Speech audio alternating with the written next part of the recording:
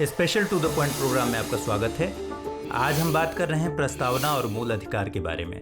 हमारे वीडियो अंग्रेजी में देखने के लिए फॉलो करें हमारा ही दूसरा यूट्यूब चैनल दृष्टि IAS इंग्लिश। सबसे पहले प्रस्तावना की बात करते हैं।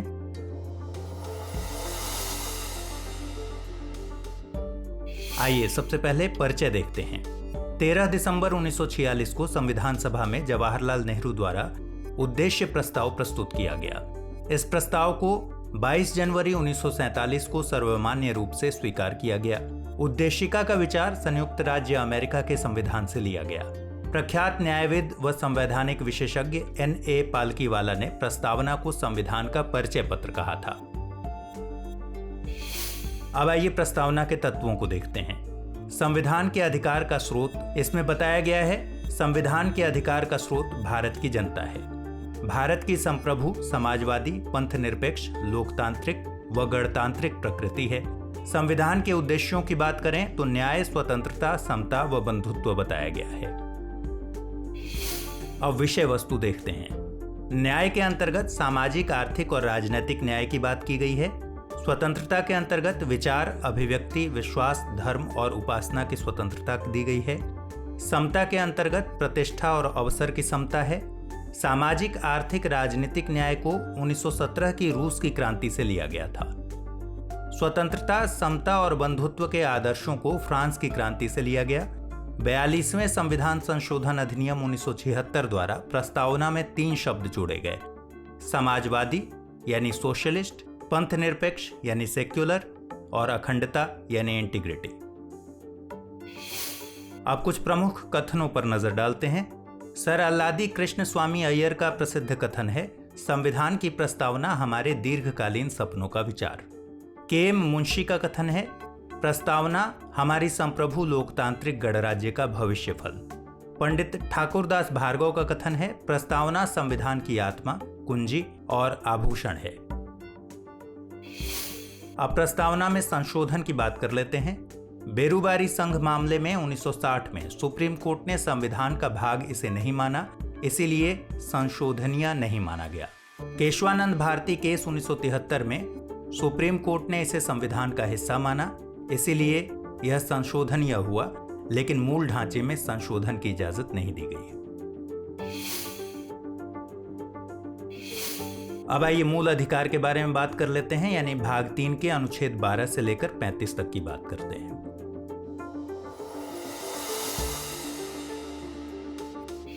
सबसे पहले परिचय देखते हैं। मूल अधिकार संयुक्त राज्य अमेरिका के संविधान से लिए गए। मूल अधिकार व्यक्ति को राज्य के विरुद्ध प्राप्त अधिकार हैं। संविधान के भाग 3 को भारत के मैग्ना कार्टा की संज्ञा दी गई। मूल संविधान में 7, वर्तमान में 6 मूल अधिकार हैं। 44वें संविधान संशोधन 1978 के द्वारा संपत्ति के अधिकार यानी अनुच्छेद 31 को हटाकर अनुच्छेद 300A में कानूनी अधिकार बना दिया गया। राष्ट्रीय आपातकाल यानी अनुच्छेद 352 के दौरान अनुच्छेद 20 व 21 को छोड़कर सभी मूल अधिकार निलंबित किए जा सकते हैं।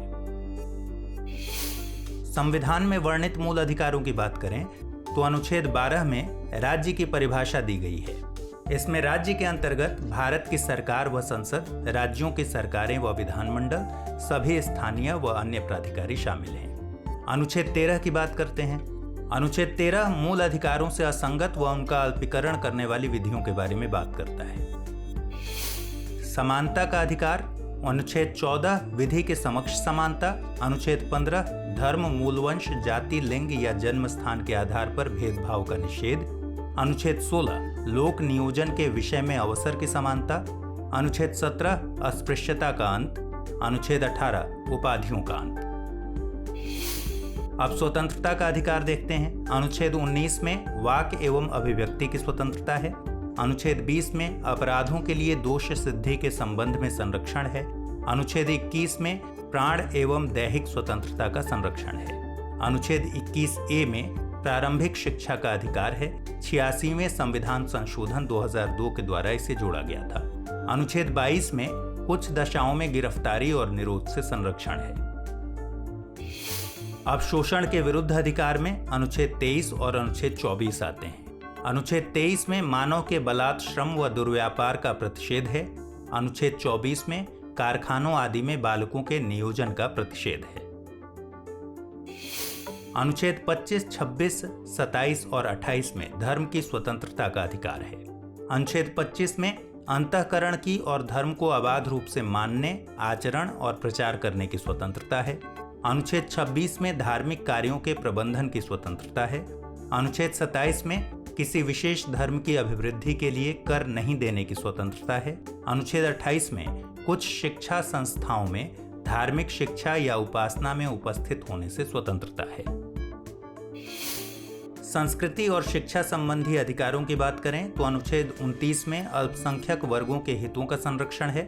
अनुच्छेद 30 में शिक्षा संस्थाओं की स्थापना और प्रशासन करने का अल्पसंख्यक वर्गों का अधिकार है। अनुच्छेद 32 में संवैधानिक उपचारों का अधिकार दिया गया है। अनुच्छेद 33 में सेना, पुलिस, सुरक्षा बलों, सूचना संगठनों आदि के मूल अधिकारों को सीमित करने की संसद की शक्ति है। अनुच्छेद 34 में सेना विधि यानी मार्शल लॉ लागू होने की स्थिति में मूल अधिकारों को सीमित करने की संसद की शक्ति के बारे में बताया गया है। अनुच्छेद 35 में इस भाग के उपबंधों को प्रभावी करने के लिए विधि बनाने की संसद की शक्ति के बारे में बताया गया है। मूल अधिकार से संबंधित प्रमुख वाद व तथ्यों को जानते हैं।